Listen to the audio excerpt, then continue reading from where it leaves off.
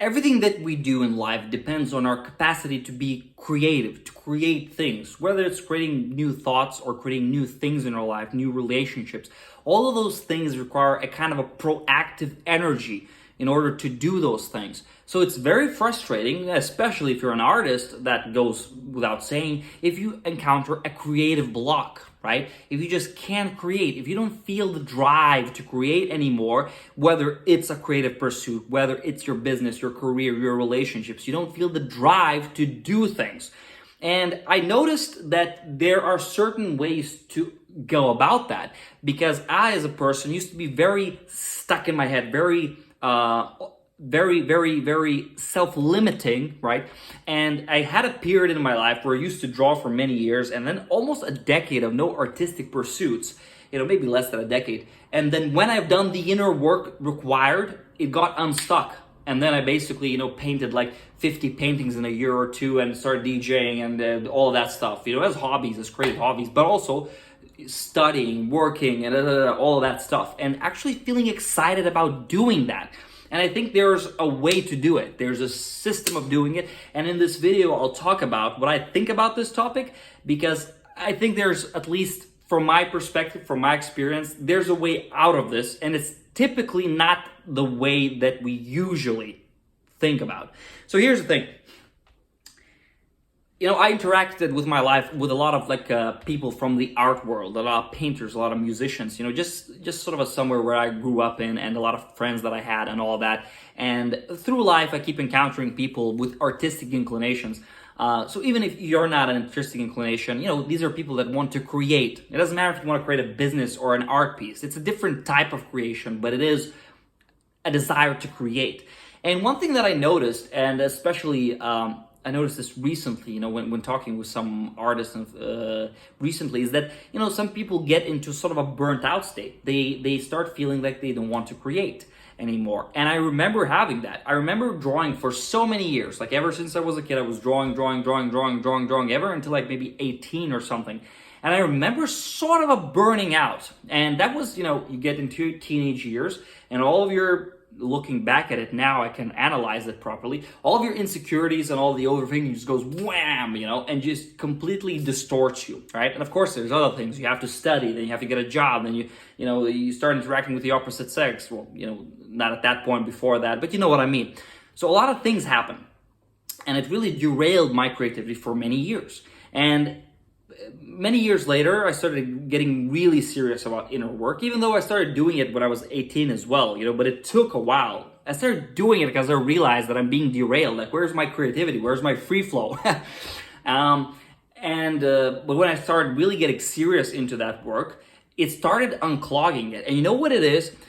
Creativity is a kind of a expression of your latent psychological energy, basically. Let me give you an example. And start from the other side. So we come from two sides and sort of a meet in the middle. I was talking with one artist recently, and she was talking about how she doesn't feel inspired. And it was very interesting what she said.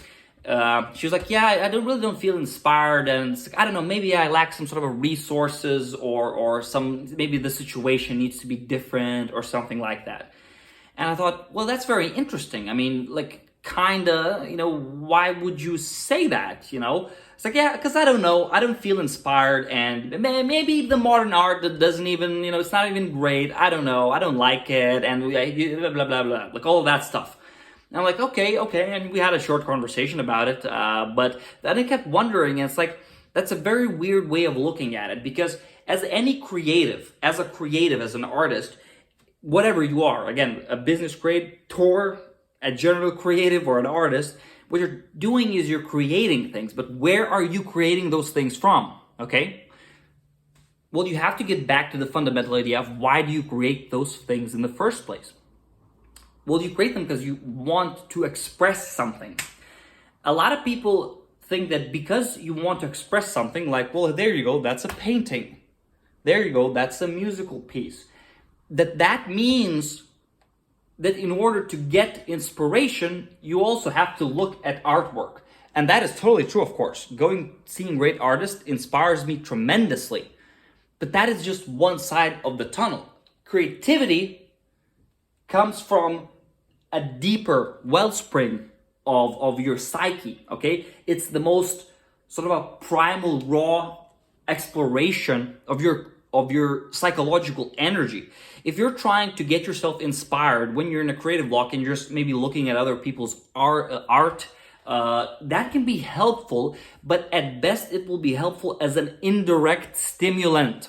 In other words, it might indirectly stimulate something that you have inside of you, and you might want to express that.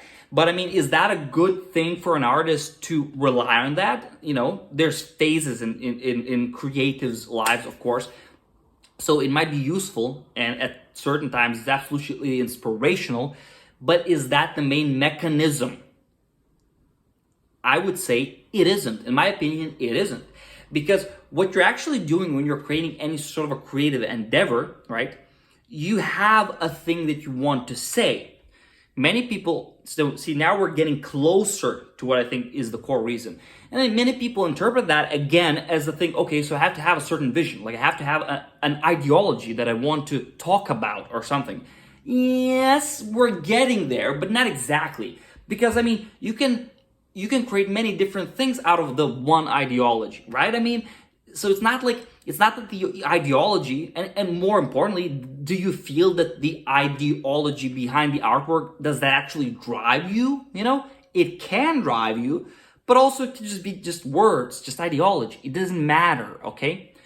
In my opinion, real creatives, real artists, and by the way, every single person that is listening to this, it doesn't matter. Even if you haven't touched a creative tool in your life, you're using the same energy to live your life, okay? It's artists are just, or creatives are specifically interested in more, you know, visual or aesthetic forms of expression. That's the only difference. When I was stuck not being able to create anything for almost like 10 years, when the energy started flowing, before it started flowing, I was really engaged in deep inner work and really working through all kinds of blockages that I had.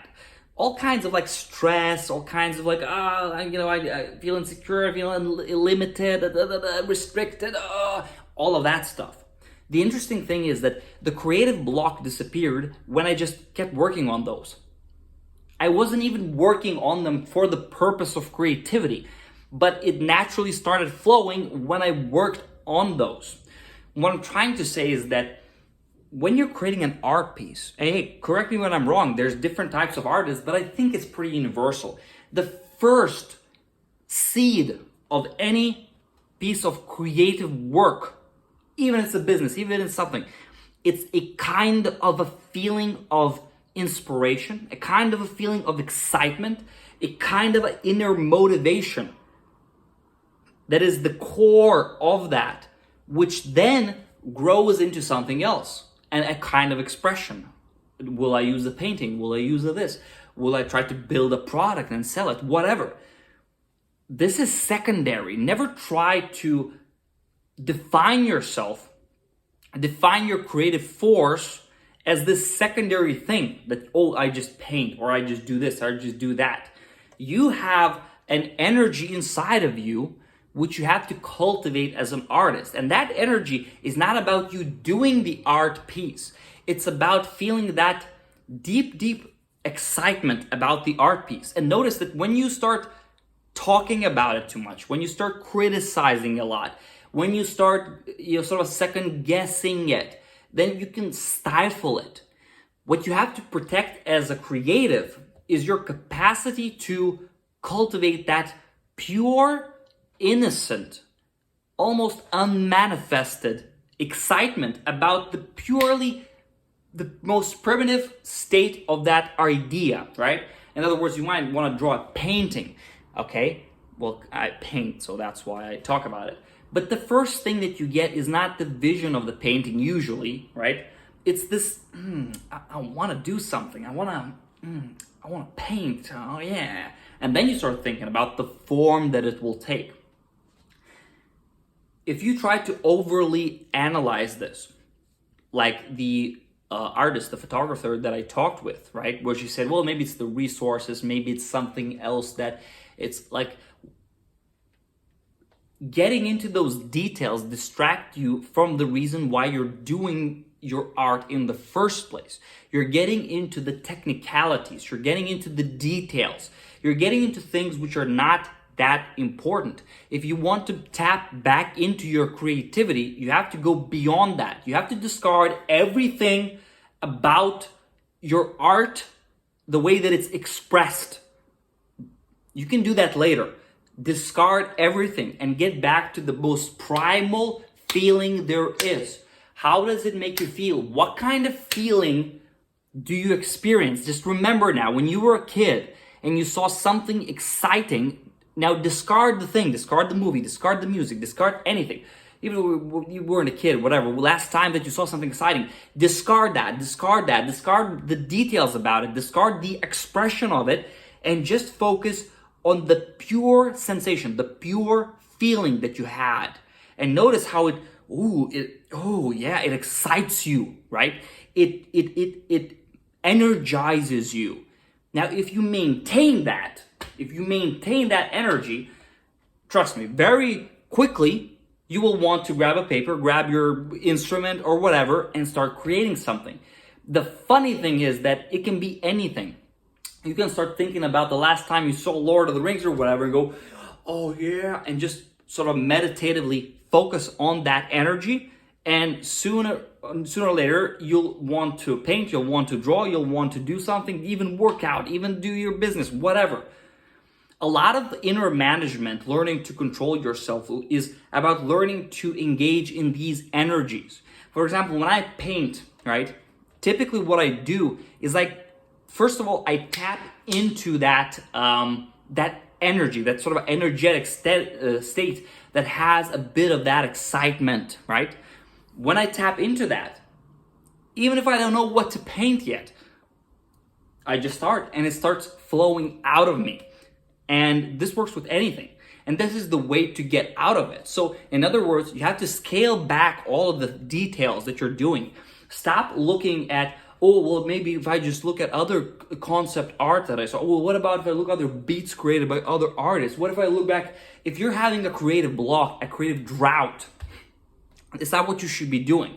You should be tapping into what made you do it in the first place. And that is a kind of a state of your mind, okay? A state of your mind where it brought excitement to you, where there's something exciting about it. There's something arousing about it. There's something interesting about it. And my advice to you is focus on that most primitive state. Don't get into the details. Allow the details to flow out naturally, okay? Focus on the most primitive state of that excitement that there is, and you'll notice that you'll naturally start getting ideas. Now, you can do this sort of technically, right? Just try to do that technically for yourself.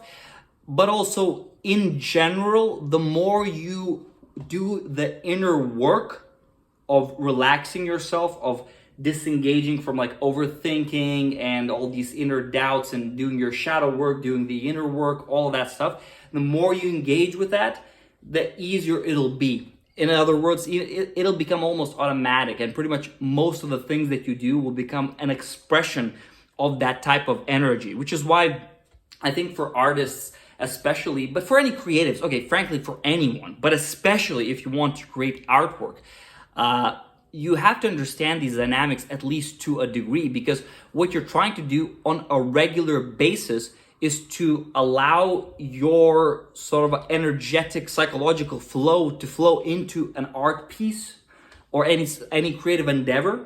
And that requires you to be a sort of an internal alchemist, a sort of an internal vessel, right? That you can flow through, that energy can flow through into an art piece. And I know that this might sound like, oh, am I talking a bit mystical and all that? But these are metaphors for imagining how things work, and I do find that they're useful metaphors, at least for me, hopefully for you as well. And this kind of approach, it absolutely, I literally made 50 paintings or whatever in a year or two when I went through this process. And that's how I look at it now, and I'm still inspired by it, and I'm inspired to do even more things, So it's a powerful way of doing things. And if you learn this, it will reveal to you so much about who you are as a human being, about your psyche, how your psyche works, all of that stuff. It's gonna be amazing what you will uncover. So try it out and let me know what you got. Let me know what you created.